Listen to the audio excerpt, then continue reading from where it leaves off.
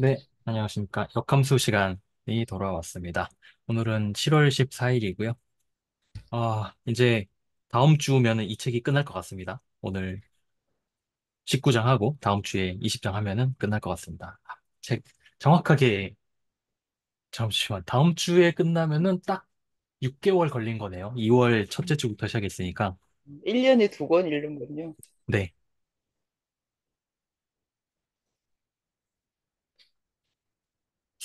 다음 책 얘기를 해야 되는데 제가 저번에 슬랙에서 얘기했던 그 책으로 해도 괜찮을까요?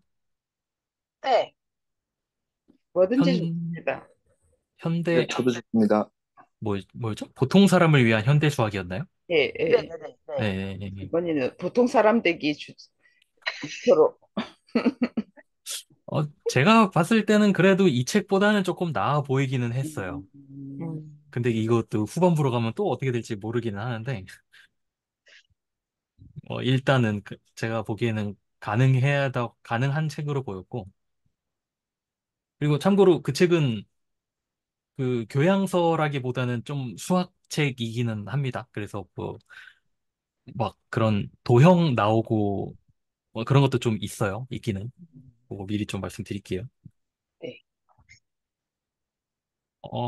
오늘 얘기할 19장은 계산기의 등장인데요. 계산기의 등장과 계산 수학인데요.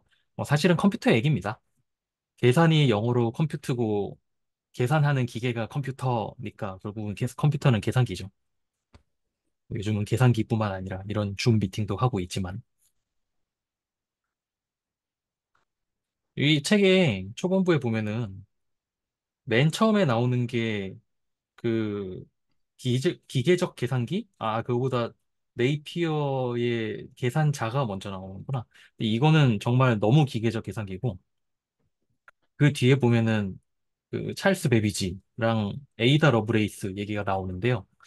그거를 제가 어딘가에 이게 누가 만화로 그린 게 있어가지고, 그거를 잠깐만 공유를 하면서 말씀을 드릴게요.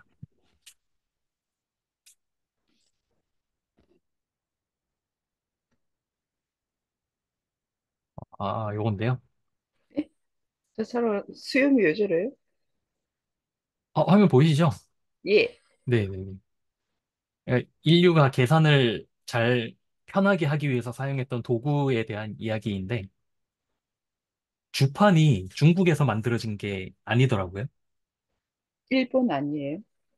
아닙니다. 어딘진 까먹었는데, 아무튼 서양 쪽입니다. 그래요? 네. 저는 서양은 주판을 모르는 줄 알았어요. 주판, 찾아보면은, 기원전 2700여에서 2300년 메소포타미아 우와, 수메르에서 주판이 사용되었다고 합니다. 우와, 그렇군요. 네. 그러다가 그리스와 로마를 경유해서 명나라 이후에 중국으로 전래되었다고 합니다.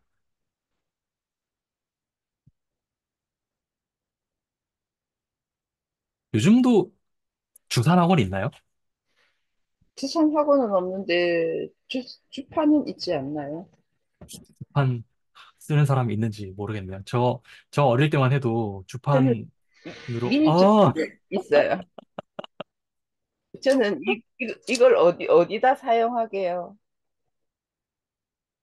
어디다 사용하시죠? 예, 알아맞혀 보세요. 저는 매일 주판을 써요. 그래요? 예. 뭔가 타악기의 느낌이긴 한데, 아, 그래요? 땡이에요. 선생님 참 못 알아맞히시네. 이번 좀 알아맞혀 보세요. 또 스무고개인가요? 예, 떡스무고개. 어, 음악 활동이긴 한가요? 예, 그럼 뭐지? 연주하신 다음에 하나씩 이렇게 올리시는 거세요? 맞나 봐.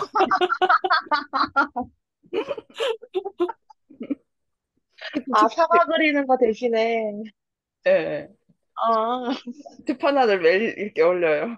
아, 그래서 매일 주판을 쓰고 있어요. 아,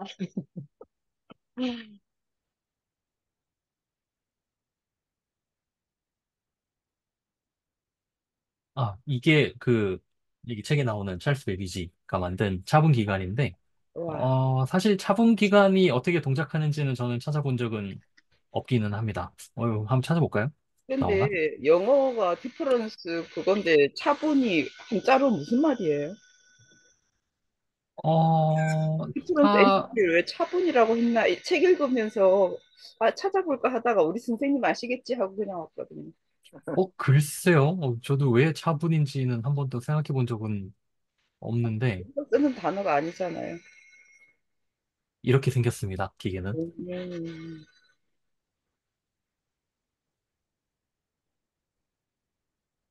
그러면서 뭔가 무언가를 계산하는 기계 같은데, 솔직히 이게 어떤 식으로 동작하는지는 저도 잘 모르겠습니다. 근데 상당히 뭔가 심오한 기계 같은 느낌이 있네요.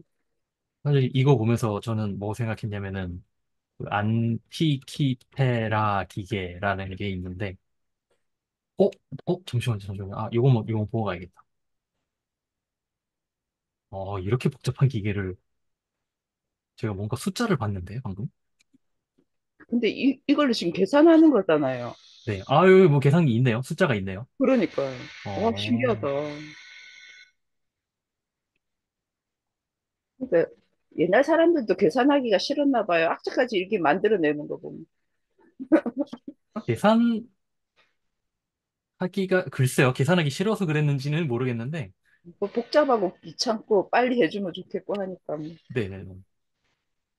안티키테라 기계라는 게 있는데, 이게 안티키테라는 지역 이름이고요. 이게 언제, 알쓸 암, 수 있다 왜 나왔네? 네. 아무튼 확실히 기원 전에 사용되었던 거고, 음, 이거를 지금 부식이 너무 심각하게 돼서 아마 안을 열어보지는 못하는 걸로 알고 있는데, 음, 이 안이 뭐 30 몇 개인가 60 몇 개인가 기어가 맞물려서 돌아가는 그런 걸로 되어 있고, 이거를 엑스레이로 분석을 해보니까 태양, 지구, 달 위치를 계산하는 그런 기계였던 것 음, 같다라는 그런 얘기가 있습니다. 그래서 안티키테라 기계를 신기하다. 찾아보면은 이런 이미지가 나옵니다. 지금 이거 있잖아요. 네. 이게 원본이고, 음, 그 다음에 이게 지금 엑스레이로 찍은 거고, 내부를 찍은 거고, 이걸 복원해서 이렇게 생겼다라고 이게 복원도예요. 우와. 이거를, 잠깐만요. 이거 언제 만들어진 거지? 기원전 200년에서 100년경이니까, 이게 되게 궁금한 거예요. 이거 왜 만들었을까? 어떻게 만들었을까? 이렇게 섬세한 도구를, 기계를 만들 수 있는 기술력이 그때 어떻게 가능했을까? 그런 것들이 되게 궁금해지는 거죠.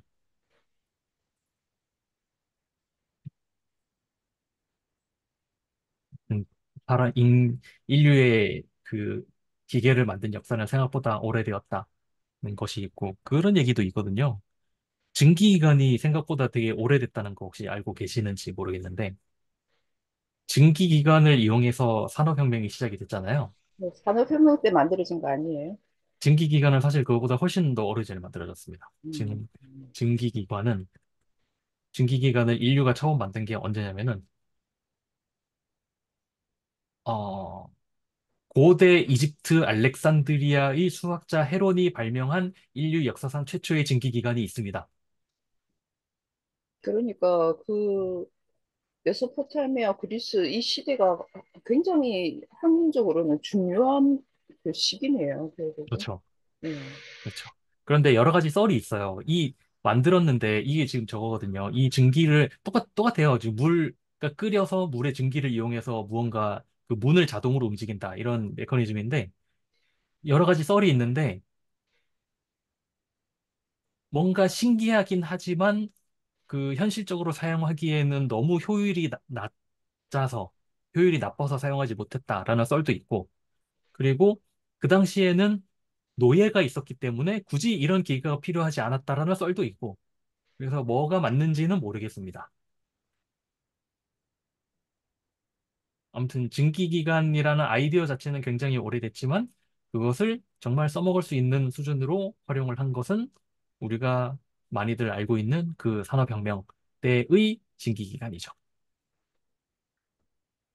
이렇게 생긴 요런 증기기관이 되겠습니다.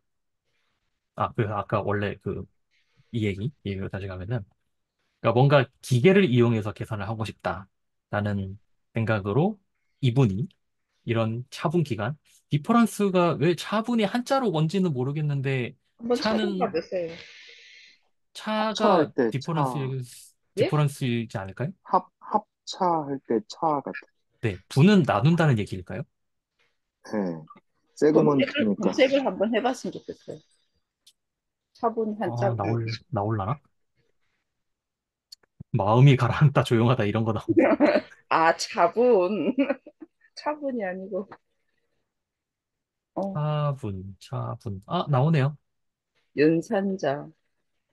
차는 달을 차고요. 아, 분은 나눌 분. 차이할 때 차고, 네, 분은 뭐예요? 나눌 분입니다. 나누분. 네, 아, 차에 따라서 나눈다, 이 말. 근데 뭐 차분이라는 단어를 쓰나? 그냥, 모르겠습니다.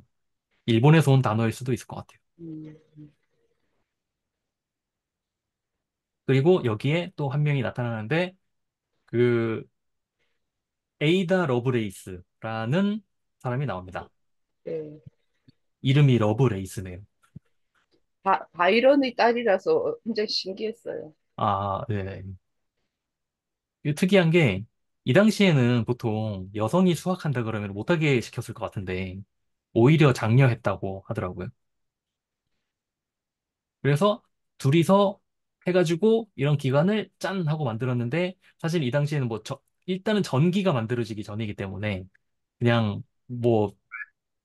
뭐 돌리더라도 사람이 돌렸겠죠? 이렇게 지금 사람이 손으로 잡고 있는 거니까 이런 식으로 돌렸는데 우리가 알고 있는 정말 기계로 돌아가는 정말 전기로 돌아가는 게 아마 대중적으로 가장 유명한 거는 그 영화 이미테이션 게임에 나왔던 그 기계가 아닐까 싶어요.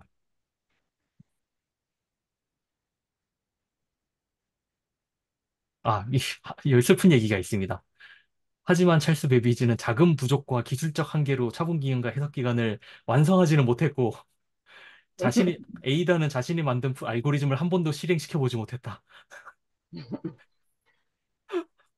이런 얘기가 나옵니다.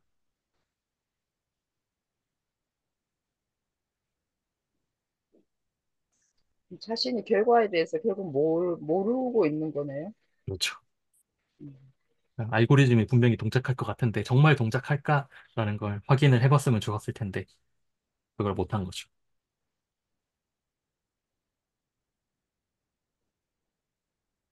책에 보면은 이제 그 다음에 여러 가지 수치 해석적 기법들이 나옵니다. 이게 제가 강의했던 내용들이라서 조금 재밌게 봤는데 이 책에 보면은 이런 게 나와요. 어떤 제가 예전에 한번 설명한 적이 있을 건데 방정식의 해를 구하는 방법이 나옵니다.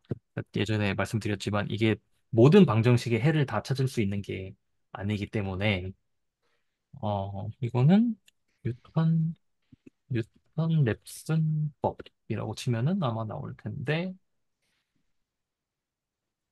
уп스 이런 거 말고 이미지로 뉴턴 랩슨법은 쉽게 말하면은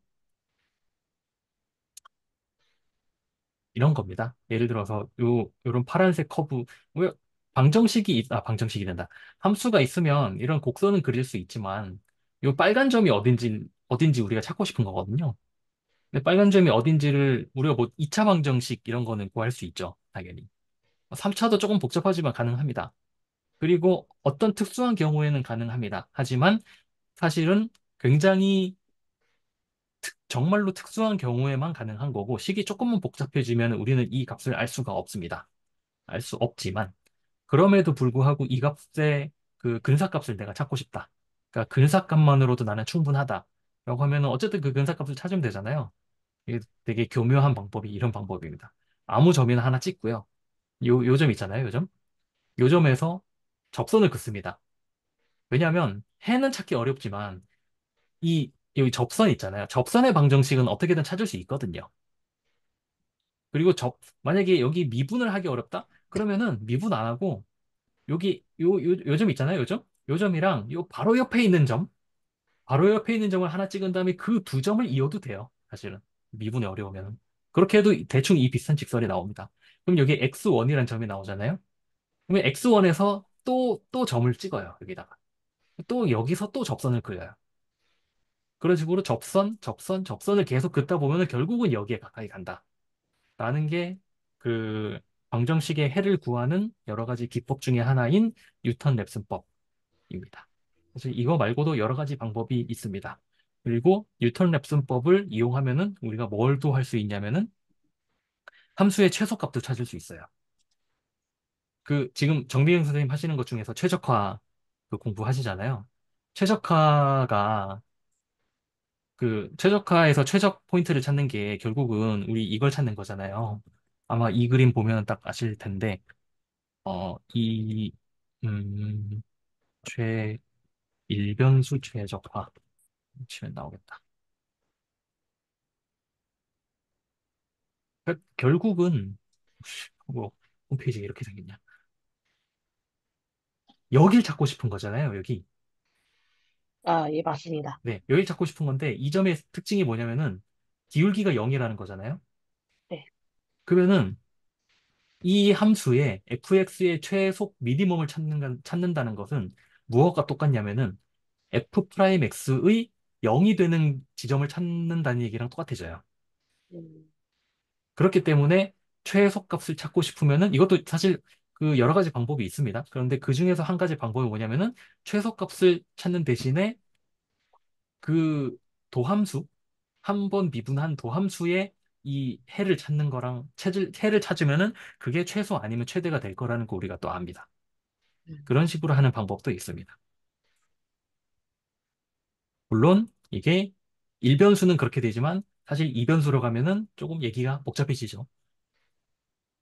그런데 사실은 이변수도 뭐 비슷하게 얘기할 수 있습니다. 뭐 도함수 구해가지고 뭐 0이 되는 지점을 찾는다. 그런 식으로 얘기를 할 수도 있는데 이제 여기서는 그 증문수를 들으셨으니 아시겠지만 이변수에서 도함수는 그냥 도함수가 아니라 우리가 그레디언트라고 부르잖아요. 그거를 계산을 해야 되는 거겠죠. 그래서 이게 사실은 어디도 쓰이냐면은 저기에도 쓰입니다. 회귀 분석에도 쓰입니다. 회귀 분석에도 쓰일 수밖에 없는 게 회귀 분석이 어, 요거 한번 볼까요? 회귀 분석이 이렇게 빨간 점이 뭔가 측정치가 이렇게 막 퍼져 있을 때 이 퍼져 있는 점들을 가장 잘 표현할 수 있는 하나의 직선을 찾겠다라는 거잖아요. 이 직선을 찾는다. 그러니까 가장 잘 표현할 수 있다라는 말은 굉장히 그 모호한 표현인데 그것을 모호하지 않게 바꾸는 여러 가지 방법 중에 하나가 오차를 최소화한다라는 말일 거고요. 그럼 그 오차를 어떻게 정의할 거냐라는 것도 여러 가지 방법이 있는데 그 오차를 정의하는 방법 중에 하나가 이 파란 선에서 빨간 점이 얼마나 떨어져 있는지 이 떨어진 거리의 제곱의 합을 최소화하겠다라는 말과 같은 말이고요. 그럼 직선을 표현하는 데는 우리 그 미지수가 두 개가 필요하잖아요. 기울기랑 y절편이 필요하잖아요. 그 기울기랑 y절편에 대해서 그 편미분을 하는데 그러면은 제가 방금 말했던 기울기에 대해서도 이 값이 오차의 제곱의 합이 최소여야 되고 이 y절편에 대해서도 오차의 제곱의 합이 최소가 되어야 한다. 는 말은 무슨 말이랑 똑같냐면은 어디 갔지? 이 말이랑 똑같아지는 겁니다. 지금 이게 더 커졌으면 좋겠는데 지금 이게 그냥 이변수 함수네라고 생각이 되지만 x축을 그 아까 말했던 그 파란 직선 있잖아요. 파란 직선의 기울기, y축을 y절편 이라고 놓으면은 기울기랑 y절편을 어떻게 했을 때 이 값이 최소가 되는가를 찾아가는 거랑 결국은 같은 얘기거든요. 결국 이것들이 전부 다 이어져 있다는 걸 알 수가 있습니다. 그리고 제가 지금 얘기하는 것들은 전부 다 여기 나오는 컴퓨터를 이용한 방법의 그런 다양한 기법들, 그러니까 활용하는 방법들이 되겠습니다. 이런 거 다 손으로 계산하려면 할 수 있는데 이 별로 그렇게 안 하고 싶잖아요. 그냥 엔터 한 번 치면은 알아서 컴퓨터가 다 계산해 줬으면 좋겠잖아요. 그런 욕망의 결과물이 바로 컴퓨터와 이런 기법들이다 라고 생각을 하면 되는 거죠. 그럼 저런 걸 이용해서 어, 용암 같은 게 끓어오를 때 어떻게 그 거리 같은 걸 조종할 수 있는 장치를 만들어서 폭발을 최소화할 수 있는 그런 것도 가능한가요? 어, 일단 터진 거를 그 제어하는 건 안 하기 되겠지만, 전에 미리 그 지질을 통해서 다 알잖아요. 지질 연구를 미리 하기 네, 때문에. 네. 그래서 그런 걸 통해서 어떤 걸 그 디바이스를 만들어 가지고 최소한으로 우리가 피해를 입게 만들 수 있는 그런 장치도 만들 수 있을까요? 모르겠습니다. 일단 프리베그는 안 해봤는데. 들어봤을 때는 너무 어려운 주제처럼 들려서 그게 가능한지는 모르겠지만 적어도 예측은 할 수 있지 않을까요? 예측은 하는데 그걸 네. 최소화할 수 있는 어떤 이런 걸 만들 수 있지는 않 모르겠습니다. 지질 현상을 인간이 마음대로 조절할 수 있는지는 저도 뭐 잘 모르겠습니다.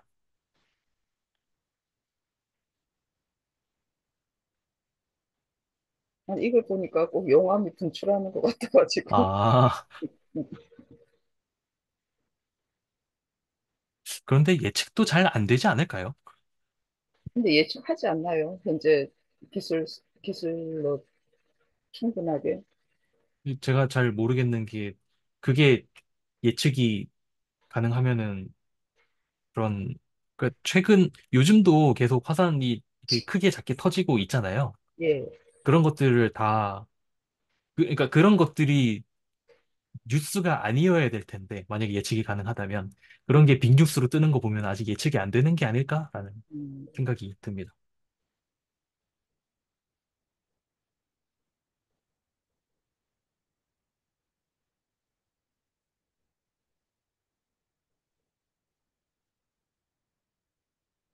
402쪽에 보면은 미분 방정식을 푸는 방법이 나오는데요. 룽게쿠타라는 방법이 나오는데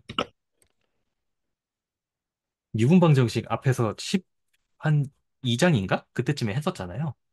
그러니까 미분 방정식이 결국은 그러니까 미적분은 자연을 설명하는 그런 수학적 언어이고 미분과 적분은 그리고 우리가 방정식에서 해를 찾듯이 어떤 현상을 모델링한 결과가 미분 방정식의 형태라면은 그 미분 방정식의 해를 구한다는 것은 그 모델의 해를 구하는 것이고 그 해를 이용해서 미래를 예측할 수 있다. 약간 이런 느낌인데 미분 방정식을 푼다는 게. 근데 미분 방정식이 사실은 풀리는 그러니까 정확한 해가 풀리는 방정식보다 풀리지 않는 방정식이 훨씬 더 많습니다. 그럼에도 불구하고 사실 이것도 그렇고 지금 이것도 그렇고 이 모든 것에는 어떤 욕망이 깔려 있는 거냐면은 정확한 해는 구하지 못하더라도 적어도 근사해는 찾고 싶다라는 욕망이 다 깔려 있는 거거든요.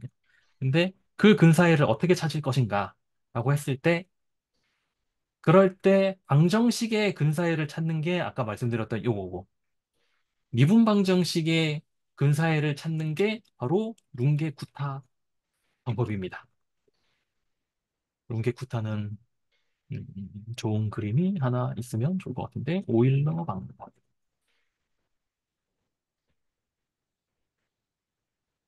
룽게쿠타 방법이 되게 재밌는데요. 아, 재밌긴 한데 이걸 전부 다 설명하려면 조금 너무 길어질 것 같고.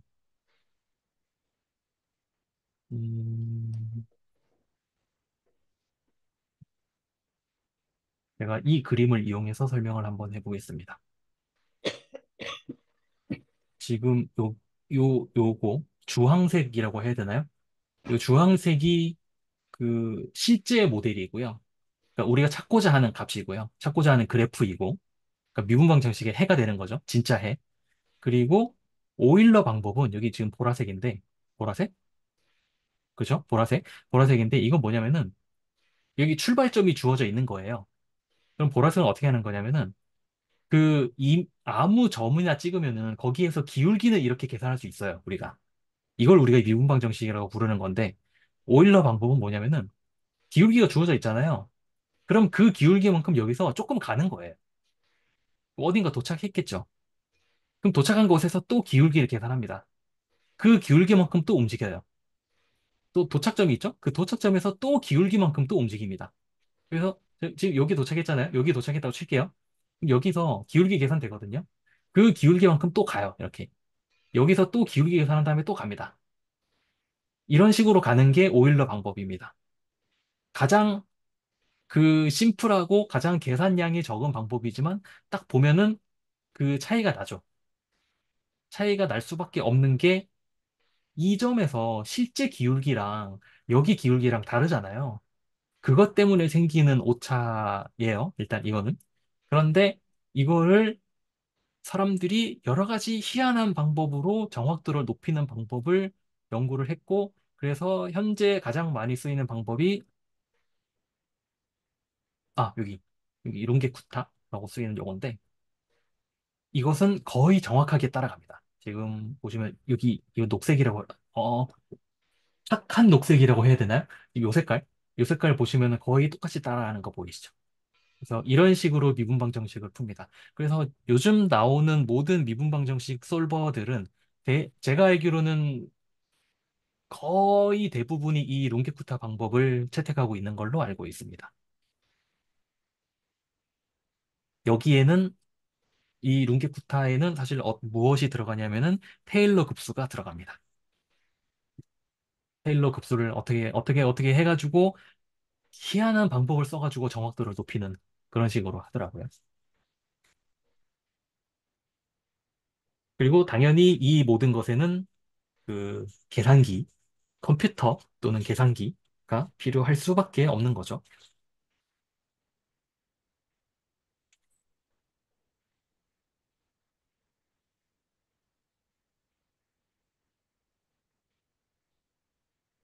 그 뒤에 나오는 P는 MP, 이거는 사실 저도 이거 잘 모르는 내용이라서 다시 읽어봐도 모르겠더라고요.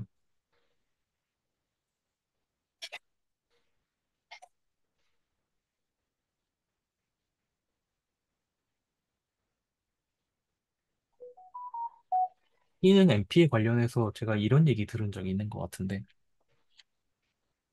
윈도우, 옛날 윈도우에 보면은 카드 게임이 있었잖아요. 프리셀 말고 솔리테어인가? 솔리테어. 탭을 좀 닫고.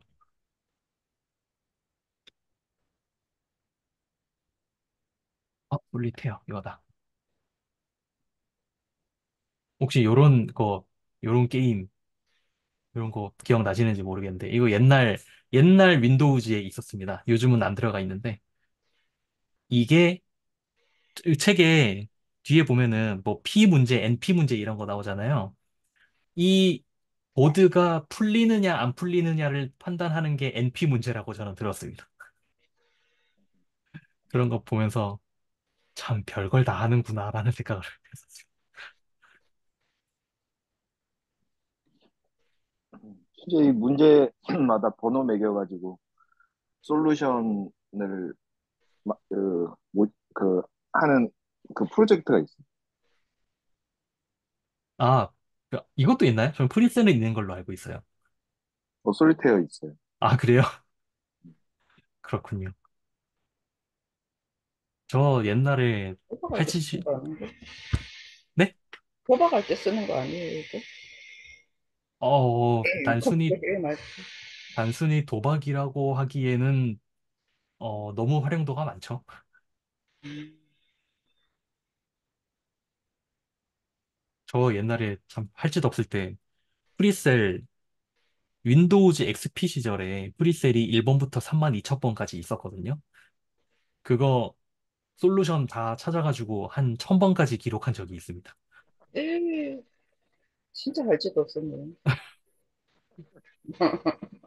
참고로 제가 언젠가 한번 하드를 날려 먹어가지고 그 기록은 지금 싹 다 없어졌습니다. 너무 아깝다. 백업 좀 해줬지 근데 사실 아까울 것도 없는 게 이미 사람들이 1번부터 한 10만 번까지 다 찾아놨습니다. 솔루션을. 아, 진짜요? 네. 갈지도 않는 사람들이 그렇게 많아요? 많습니다. 오, 놀랍다. 프리셀 솔루션 찾아보면은 이미 100만 원까지 찾아놨네요. 맙소사. 이게 다 솔루션입니다. 우와, 그래서 프리셀 실행해서 그 실행 164번 실행하면 정말 이게 나오고 사람들이 비디오 솔루션도 올려놨습니다. 이런 식으로. 근데 이런 걸 왜 해요? 이런 거 하는 사람들이 이걸 하는 이유는 한 가지밖에 없습니다. 할 수 있어서. 프리셀은 다 찾았나요? 솔루션이 없는, 어, 솔루션이 없는 게 있습니다. 어, 네. 이유가, MP네요. 아까 말씀하신. 네, 솔루션이 없는 게, NP는 솔루션이 있는지 없는지 그 모르는. 그 폴리노미얼 시간 내에 판단할 수 없는 거고, 이거는 실제로 음, 솔루션이 없는 게 밝혀진 거기 때문에, 오, 유명한 게 있습니다. 19,000 몇 번인데. 우와.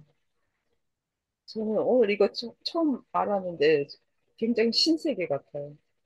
이 그래프 뭔지 아세요? 몰라요? 그 쉬운 게임은 카드를 몇 번만, 한 20번만 움직이면 풀릴 거고, 어려운 게임은 한 50번쯤 움직여야 풀릴 거잖아요. 그 솔루션, 그, 저기, 솔루션 길이, 카드를 몇 번 움직여야 이 프리셀이 풀리는가를 통계를 낸 겁니다. 이것도 이렇게 정규 분표가 그려지는 게 보이시죠? 음, 정말 세상에 할 짓 없는 사람 많습니다. 이거 컴퓨터로 계산한 거죠? 네. 요거다. 11982. 이게 안 풀리는 프리셀입니다. 음, 요거 찾으면 나옵니다. 프리셀 11982. 찾으면은 이건데, 이거 안 풀립니다. 안 풀린다는 게 아마 증명이 되어 있는 걸로 알고 있어요.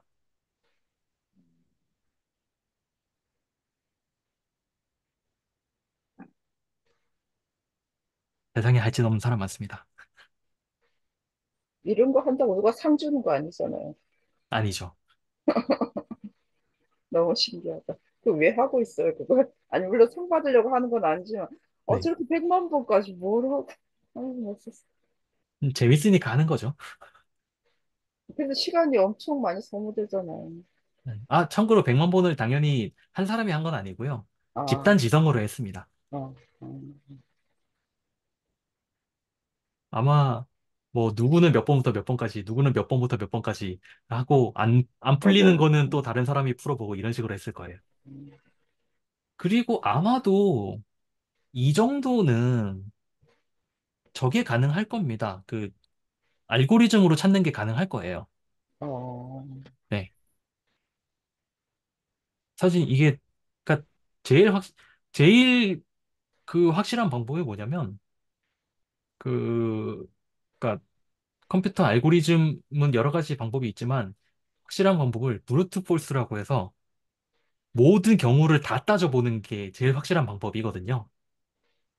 브루트 폴스를 쓰면은 그 솔루션이 있는 문제는 당연히 풀릴 수밖에 없고요. 솔루션이 없는 문제는 그 모든 경우를 다 해보면은 솔루션이 안 나오겠죠? 그러면 솔루션이 없는 거고. 그렇게 해볼 수도 있습니다.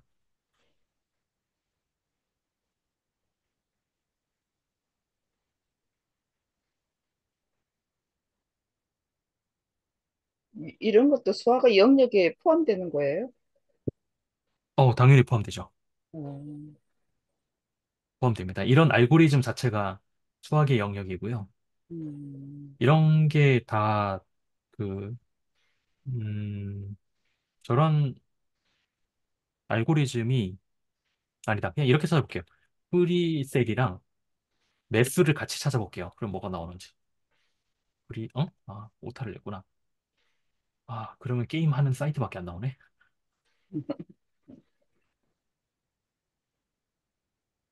어, 여기 매스 스택 익스체인지가 수학 공부하는 사람들이 그 질문 올리고 답하고 하는 그런 사이트인데, 이런 데에도 뭐 프리셀 지문이 올라옵니다. 음, 그리고 보통 저런 게, 음, 뭔가 좋은 주제가 하나 있으면 좋을 것 같은데, 아, 그걸 못 찾겠네요.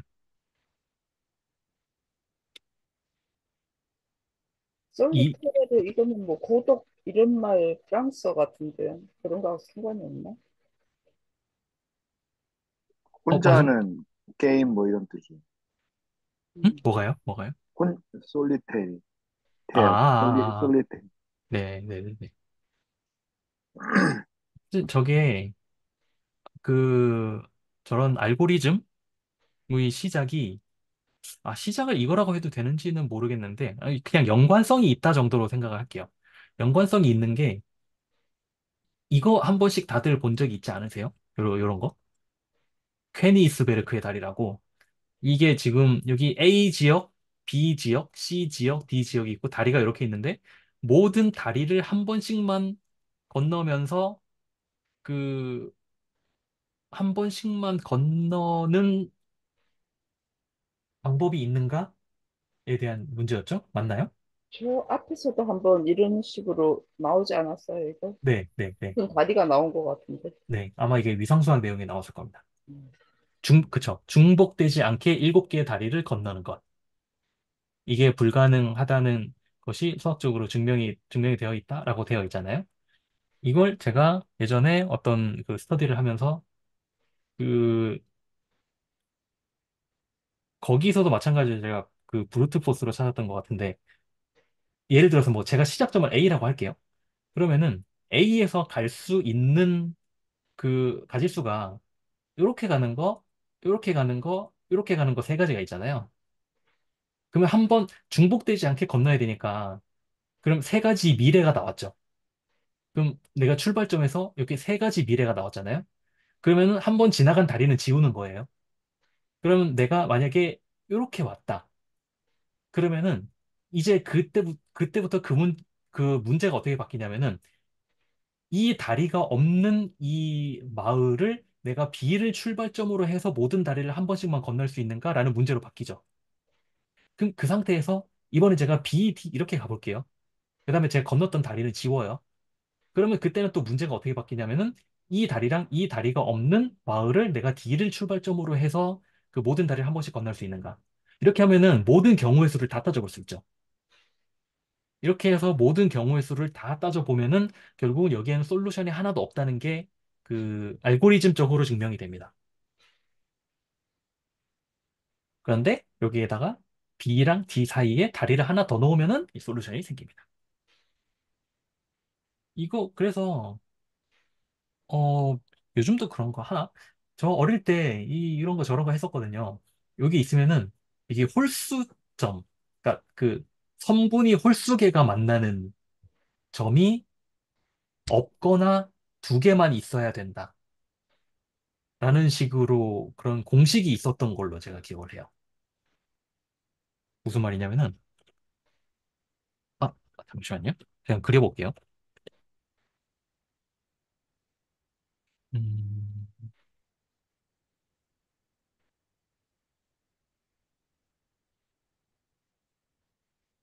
지금 요거잖아요?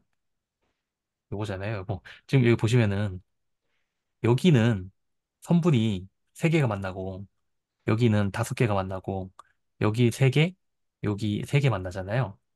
지금 홀수인 점이 4개가 있죠. 이러면 함북 그리기가 안 돼요. 그런데 여기에다가 제가 이렇게 하나 더 그리잖아요. 그러면은 이제 여기는 여기를 지울게요. 그러면 여기는 이제 선분이 6개가 만나고 여기는 4개가 만나죠. 그럼 이거 함북 그리기 하려면 어떻게 해야 되냐? 여기 홀수점이랑 여기 홀수점이 있죠. 홀수점에서 시작하면 다른 홀수점에서 끝납니다. 실제로 해보면 돼요. 이거 해볼게요. 여기 홀수점에서 시작을 해가지고 이렇게 이렇게 이렇게 갔다가 이렇게 갔다가 이렇게 이렇게 하면은 됐죠. 여기서 스타트 도착 데스티네이션 엔드라고 쓸게요. 스타트 엔드 이런 식으로 됩니다. 만약에 여기를 이렇게 긋는다. 그러면은 이제 여기도 4개가 됐고 여기도 4개가 됐잖아요. 그러면은 그 선분이 홀수인 점이 하나도 없죠. 이거는 아무 점에나 시작해도 됩니다. 아무 점에서나 시작해도 될 거예요. 근데 좀 선을 잘 그려야 되긴 하는데 여기서 시작해가지고 이렇게 왔다가 이렇게 긋고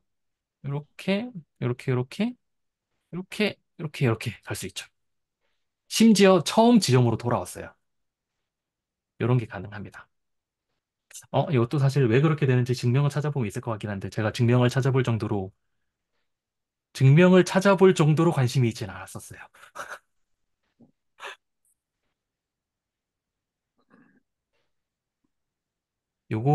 이런 그림을 그 수학에서는 뭐라고 부르냐면은 그래프라고 부르더라고요. 저는 잘 모르는 내용이기는 하지만. 그랬고요. 네. 왜요? 그래서 그래프가 두 가지 의미가 있습니다. 그냥 우리 뭐 XY 평면을 그리는 그래프 그런 것도 있고요. 이런 것도 그래프라고 부릅니다. 이런 거. 뭔가 그 꼭지점이 있고 선분이 있고 연결이 꼭 되어 있어야 되나? 그건 모르겠는데. 어떤 꼭지점이 있고 그 선분이 있는 이런 도형을 그래프라고 부릅니다. 그래서 그래프는 수학에서 굉장히 중요한 그 주제 중에 하나입니다.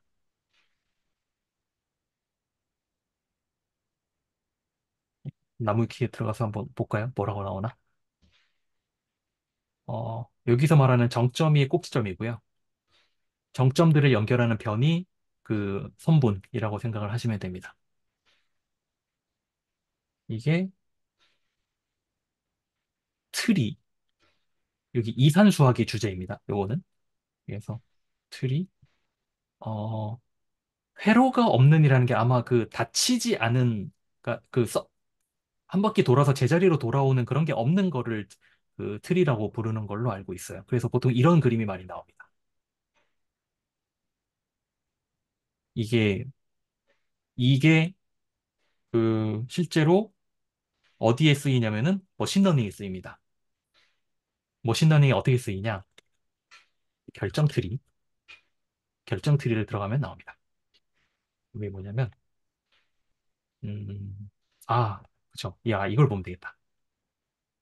머신러닝에서 되게 많이 쓰이는 데이터셋이 타이타니코 그 데이터가 되게 많이 쓰여요. 트레이닝용으로, 그러니까 연습용으로. 사람들의 그 머신러닝 그 개념 익히는 용도로 많이 쓰이는데, 이게 뭐냐면은, 타이타니코의 생존 사망 목록이 있어요.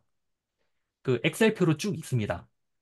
거기에는 뭐가 있냐면은, 성별이 적혀 있고요. 나이가 적혀 있고, 그다음에 형제가 있는지가 적혀 있고, 그다음에 그 사람이 살았는지 안 살았는지가 적혀 있어요. 이걸 가지고 이런 식으로 그 마치 중간중간에 물어보는 거예요. 이 사람이 남자인가? 남자가 아니었으면은 그 생존할 확률이 36%였고, 그 다음에 남자였으면 이제 나이를 가지고 따지는 거예요. 나이가 9.5세보다 많았으면은 사망했을 확률이 61%. 만약에 9.5세보다 어렸다? 그런데 형제가 있는가를 봤을 때 형제가 3명 이상이면은 사망했을 확률이 확 줄어들죠. 그런데 형제가 없으면은 갑자기 생존 확률이 확 줄어들죠.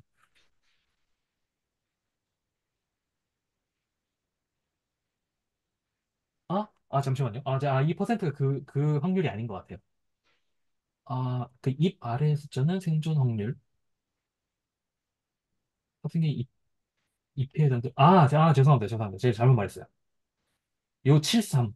앞에 있는 숫자. 앞에 있는 숫자가 생존 확률이고요. 그렇지. 그렇게 봐야 됩니다. 요 뒤에 36% 이거는 저기 그냥 전체 중에서 생존한 사람이 얼마인가 그런 얘기이고 이걸 보시면은 그 어떤 사람이 남자이고 9.5세보다 아래이면서 형제가 3명 이상이면은 89%의 확률로 생존했고 형제가 적었으면은 0.05%의 확률로 생존했음을 알 수 있습니다. 이게 배우자와 자녀 있으라고 적혀 있는데.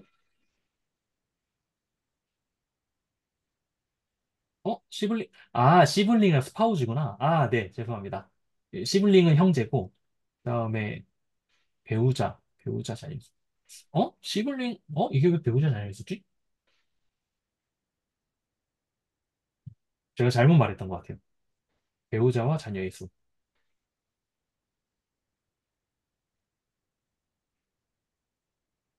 근데 이건 음? 약간 좀 통계적으로 생각을 한 거예요.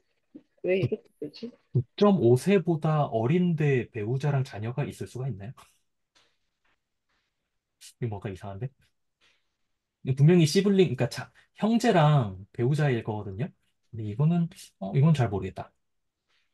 그러니까 이게 뭐냐면은, 당연히 주어져 있는, 그러니까 우리 손에 주어져 있는 데이터는 그 엑셀 표밖에 없어요. 엑셀 표에 이 사람의 뭐 이름이랑 아마 저것도 있을 거예요. 이름, 뭐, 어느 등급의 표를 갖고 있었는지, 그런 것도 다 있는 걸로 알고 있는데, 요거 잠시만요. 이거를 한번 열어볼까? 이거 제가 예전에 해놓은 게 있어가지고, 요거 한번 보여야겠다. 음, 요건데요. 타이타닉이라는 데이터셋이 있습니다. 여기 보시면은, 승객 번호가 있고, 살았는지 죽었는지, 1이면은 살았을 거예요, 아마. 그리고 패신저 클래스, 그러니까 몇 등급짜리 티켓이었는지, 그리고 이름, 성별, 나이, 이게 형제 자매랑 배우자 수일 거예요. 그다음에 이건 저도 잘 모르겠고요. 그다음에 티켓 번호였던가 아마 그랬던 것 같고 티켓 값도 있고 뭐 어떤 그 캐빈 우리말로 뭐라고 해야 되죠? 구역이라고 해야 되나? 어떤 구역이었는지 이런 것들 다 데이터가 있어요. 근데 이걸 보면은 판단이 안 되잖아요. 그러니까 그걸 알고 싶은 거예요. 남자, 여자, 그러니까 몇 가지 조건을 따져가는 거예요. 이 사람이 남자였는지, 그다음에 뭐 몇 살이었는지, 어떤 클래스에 있었는지, 이것만 이용해서 이 사람이 생존했을 확률, 사망했을 확률을 정확하게 맞춰보고 싶은 거예요. 그렇게 만드는 머신러닝 기법 중에 하나가 제가 좀 전에 보여드렸던 결정 트리라는 방법입니다. 결정 트리를 보면은 아까 보여드렸던 요, 그렇게 해서 나온 게 요거고요. 이걸 보면은 이 그래프 말고 이런 틀이랑 굉장히 유사하게 생겼다는 걸 알 수가 있죠. 음, 이것도 있고요. 그다음에 잠시만 제가 예전에 했던 것 중에서 이건 제가 그냥 혼자서 스터디했던 건데 이런 것도 있었습니다. 그 요거는 잠깐만요.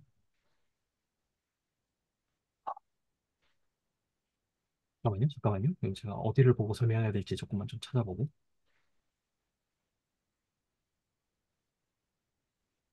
음,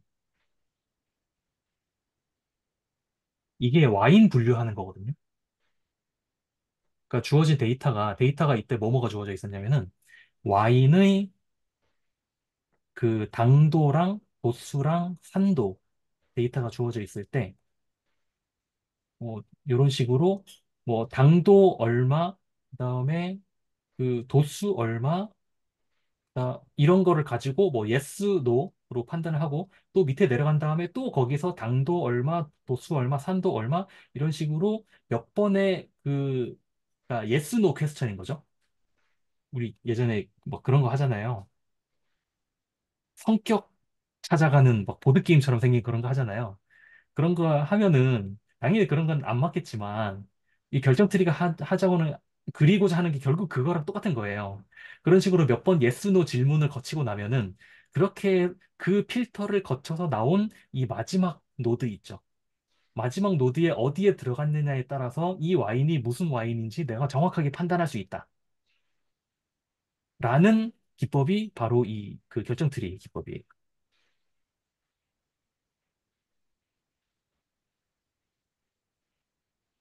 아까 어디 갔죠? 요걸 보니까 갑자기 생각이 났습니다.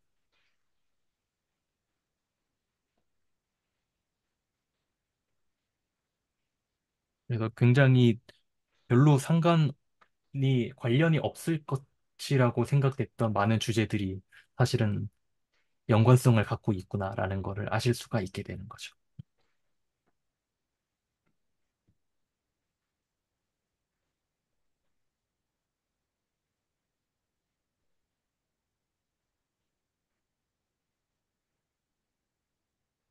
머신러닝에 이거 말고 또 뭐가 있지?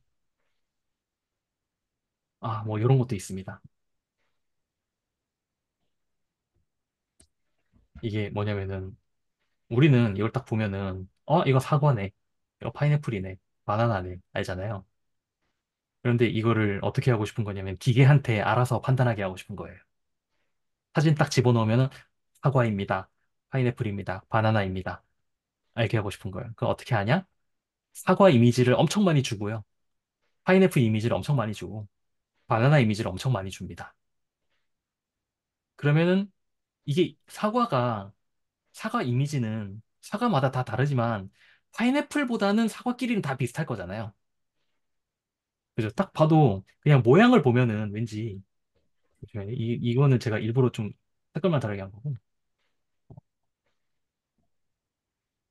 이런 거 보면은 사과는 뭔가 다들 이렇게 동그랗게 생겼고요. 이미지에 뭔가 가운데 영역에 이렇게 동그랗게 생겼고 그다음에 이 픽셀이라고 할까요? 픽셀의 밝기가 뭔가 비슷해요. 그러니까 완만하게 변해요. 픽셀의 밝기가.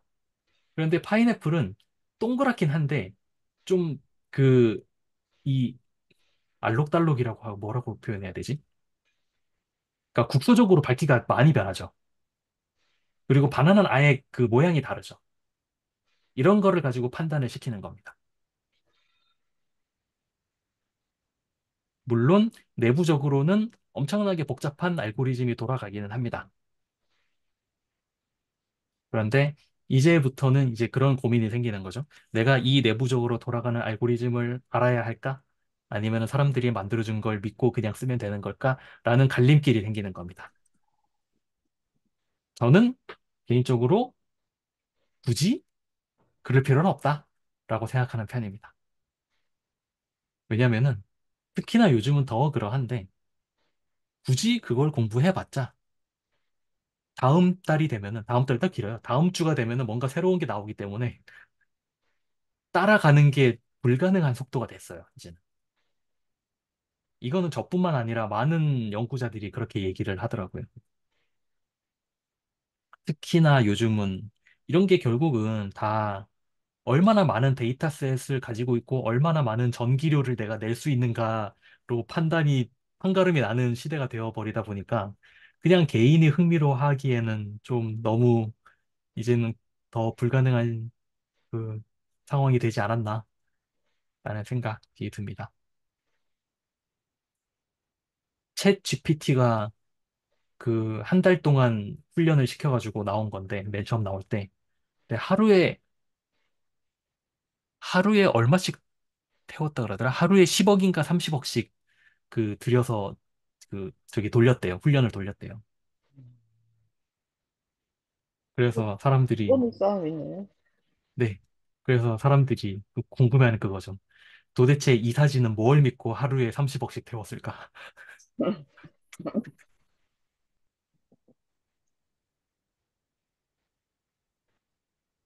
아니면은 그렇게 믿고 해온 회사가 여럿 있는데 그중에서 성공한 회사만 우리가 기억하는 걸 수도 있고요.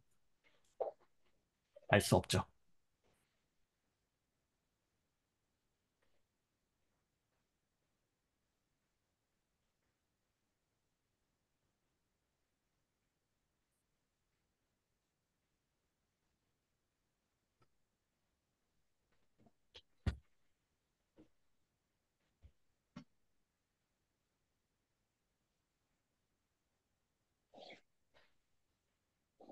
근데 약간 이거 예전부터 좀 궁금하긴 했는데 그 AI가 계속해서 지금 이렇게 발전을 하고 있잖아요. 네, 근데 아까도 그 전기를 말씀하셨잖아요. 네. 뭐 어느 순간에는 이 약간 좀 웃긴 얘기긴 하지만 이 전기료를 감당할 수 없는 상황이 직면을 해서 더 이상 이거를 발전시킬 수 없는 그런 건 그런 건 아니겠죠? 그냥 어, 계속 많이 쓰는 거잖아요. 전기료를 어쨌든 엄청나게. 네. 그러니까 이제 단순히 어떤 비용 측면뿐만이 아니라 어쨌든 이렇게 계속해서 이렇게 전기를 이렇게 공급을 해줘야 되는데 이게 무한으로 되나? 약간 이런 생각이 살짝 들었거든요. 예전부터. 그래서 언젠가는 이런 제약 때문에 분명히 한계가 올 것이다. 이런 개인적인 생각을 그냥 한번 해보긴 했었어가지고. 그냥, 전기가 부족해지진 않을 것 같은데요. 네네. 환경은 빨리 망가질 수 있을 것 같아요. 그죠? 네. 그러니까요. 네. 네. 그냥 개인적으로 그냥, 이렇게 하면서까지 이거를 계속 발전을 시켜야 되나 하는 생각은 개인적으로. 그냥 그런 생각 조금 해보긴 했었습니다. 물론 그것도 근데 되게, 근데 예전에 이제 애플 막 나오면서 그런 기사들이 많이 있었거든요. 애플이 전체 사용자 에너지 한 사람이 다 휴대폰 하나씩 갖고 있으면은 에너지를 얼마나 많이 더 쓸까 그러면서 걱정을 했는데 결과적으로는 이제 한 10년 전인가 뭘 봤는데 애플 세이브 더 월드 뭐 이런 그 저널이 있었는데 음, 거기서 결론은 뭐냐면 많이 쓰는데 애플 그 아이폰을 씀에 따라서 줄어든 뭐 카메라만 음. 해도 그거 아, 만들어내는데 돈이나 또 무슨 음, 책도 많이 줄고 뭐 이런 식으로 하면서 오히려 음, 세이브 더 월드 뭐 이렇게 되는데 만약에 뭐 음, 제가 이걸 지지하거나 이런 건 아닌데 이 음, 추세라면 얘 때문에 음, 생기는 뭐 책이나 아니면 개별적인 그 서치 그 엔진 같은 거를 오히려 덜 쓰거나 시간을 좀 덜 쓰면 음, 또 긍정적인 방향도 갈 수 있을 것 같고. 그러니까 어쨌든 우리가 책을 많이 만들어내면 그거만큼 나무를 많이 베어내야 되니까 네, 네, 그런 것들이 이제 조금 줄어든다는 말씀이신 거죠. 네. 그럴 수도 있겠네요. 전체적인 어떤 에너지를 보면 뭐, 나쁘진 않을 거다. 이제 애플 음, 예를 생각하면. 음, 음. 그러네요. 애플이 카메라를 잘 만들어서 그 카메라만 있는 카메라를 안 쓰게 됐다는 걸 생각해 본 적이 없네요. 그러니까 저도 그 생각은 안 해봤네요. 음. 제가 챗 GPT한테 물어봤는데요. AI를 시키는데 엄청난 전기 에너지가 쓰이는데 미래에 언젠가는 AI 훈련을 위한 전기가 부족해지는 상황이 올 수도 있을까? 라고 물어봤는데 현재로서는 AI 자식, 훈련을 위한 전기 부족 상황이 즉각적으로 발생할 가능성은 낮습니다. 라고 얘기를 하네요. 이거 이상해. 자기 변호. 자기가 살려고 이랬을 거예요. 아니, 그런데 이런 답을 미리 누가 지금 해놓은 거예요? 어, 이것도 그냥 그- 그 아, 데이터가 축적돼서 이렇게 답을 하는 거예요? 그렇죠. 음, 뭔가 비슷한 결의 질문과 비슷한 결의 대답이 있었던 것을 음, 엄청나게 많은 파라미터로 재조합을 해서 사람이 만족할 만한 문장을 만들어내는 거죠. 그래서 항상 의심해야 됩니다. 이런 답변을 볼 때는. 음, 근데 전기를 만들기 위한 어떤 다른 시도를 해보는 거는 없나요? 가령 뭐 온 세상에 충만한 수소를 이용해서 전기를 만든다든지 뭐 이런 식으로 해가지고 하나도 공해가 없고 무한으로 우주의 에너지를 끌어다 써가지고 전기를 만들면 되지 않나요? 일단 우주는 잘 모르겠고요. 수소, 수소, 네. 수소를 이용한 발전에 또 물어. 대해서 알려줘. 선생님 질문 때문에 지금 지구 에너지가 지금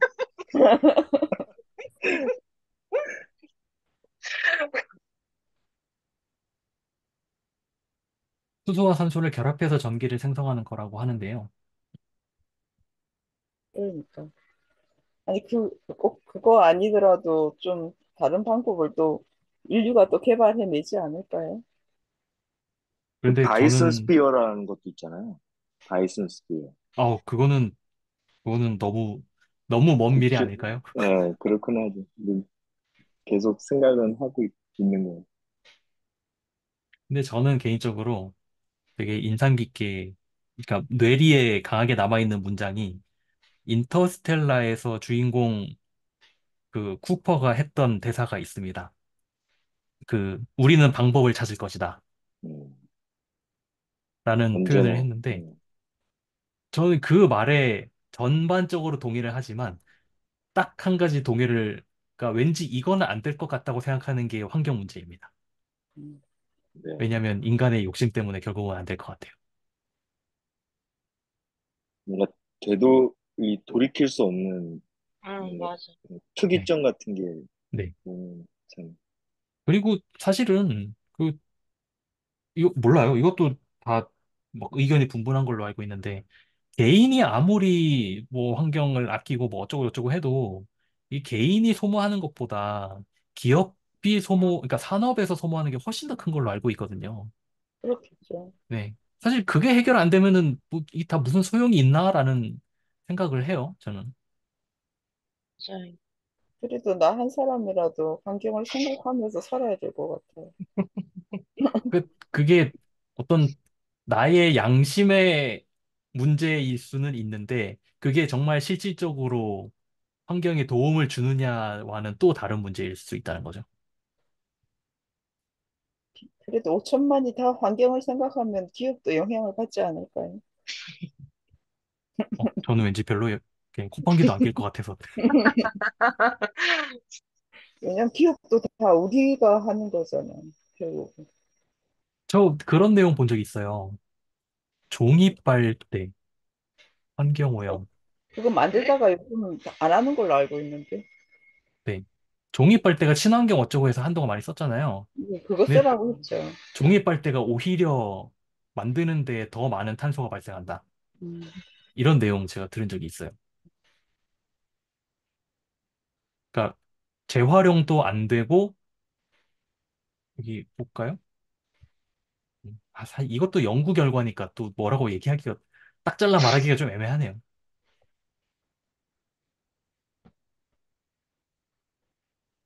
유럽에서 다양한 종이 빨대 제품을 분석한 결과 90% 제품에서 생분해를 어렵게 만드는 화학 물질이 함유된 것을 알려졌다.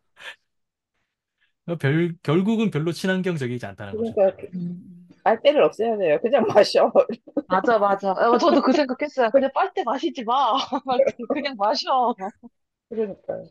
네. 환자나 아기에게만 빨대를 허용하고 모든 성인에게는 빨대를 금한다. 이렇게. 국회에서 법을 정하면 어때요? 아니면 그 휴대용 빨대 각자 갖고 다니기. 이렇게 쇠로 예, 만들어가지고. 예, 예, 쇠로 된 거. 예, 알았어. 그 종이 빨대 사실 이거 사용하면은 결국엔 안 나오잖아요, 음료가 나중엔. 막혀가지고 나중에. 네, 맞아요. 예,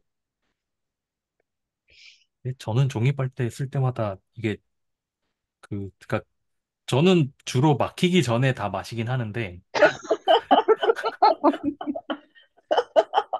문제는 그게 아니라 약간 좀 눅눅해지잖아요, 종이 네, 자체가. 맞아요. 맞아. 그러면서 그 미세 종이가 됐든 뭐가 됐든 그걸 같이 마시게 될 것 같은 느낌인 거예요, 네, 맞아, 자꾸. 맞아. 찜찜함. 네. 근데 그래서 안 씁니다. 플라스틱도 미세 플라스틱이 우리 몸속으로 다 어차피 들어가지 않나요, 지금? 네, 그렇긴 하죠. 그것도 그렇죠. 네. 아, 한 세상 사는 일이 힘듭니다.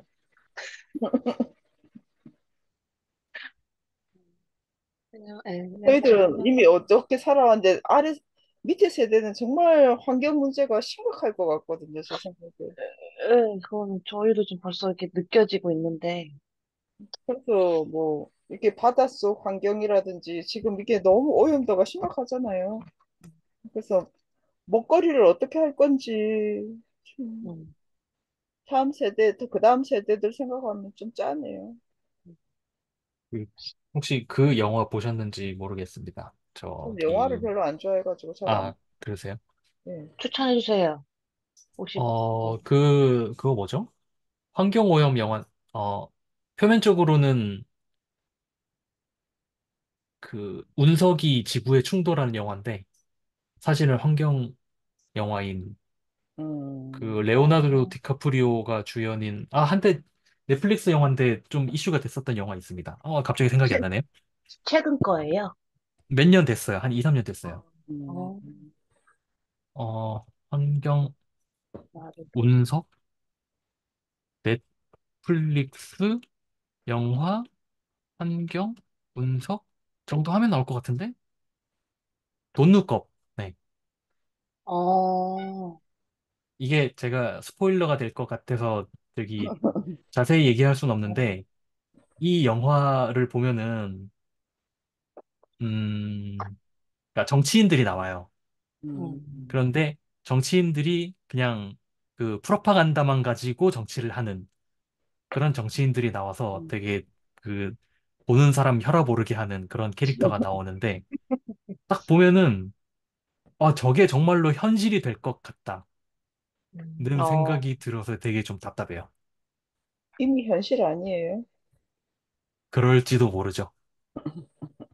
미국 봐야겠네. 전 미국 전 대통령 같은 사람을 보면은 사실은 이게 영화가 아니라 이미 현실인 것 같다는 생각이 들기도 하죠. 그러니까요. 봐야겠네, 이거. 아니, 가끔 영화 추천해 주신 거 보는데 재밌더라고요. 고맙습니다. 저, 참고로 이 영화 저기 블랙 코미디라서 아, 조금 성향은 탈 수 있습니다. 아, 네. 어, 저, 공포만 아니면 다 봐요. 재밌게. 네, 네. 네. 물론 저는 블랙 코미디도 좋아하는데 음. 이게 또 성향 안 맞는 사람은 되게 재미없어 하는 경우도 있어서 그냥 혹시나 해서 말씀드린 것 같습니다. 재밌어요. 영화를 안 보지만 그런 게 있다는 걸 듣는 건 재밌어요. 저는 극장 가는 걸 너무 싫어해가지고. 그냥. 어,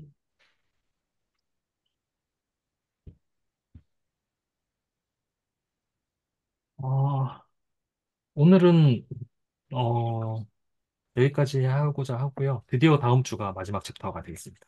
와, 수고하셨습니다. 다음 주, 선생님, 예, 너무 고생 많이 하셨어요.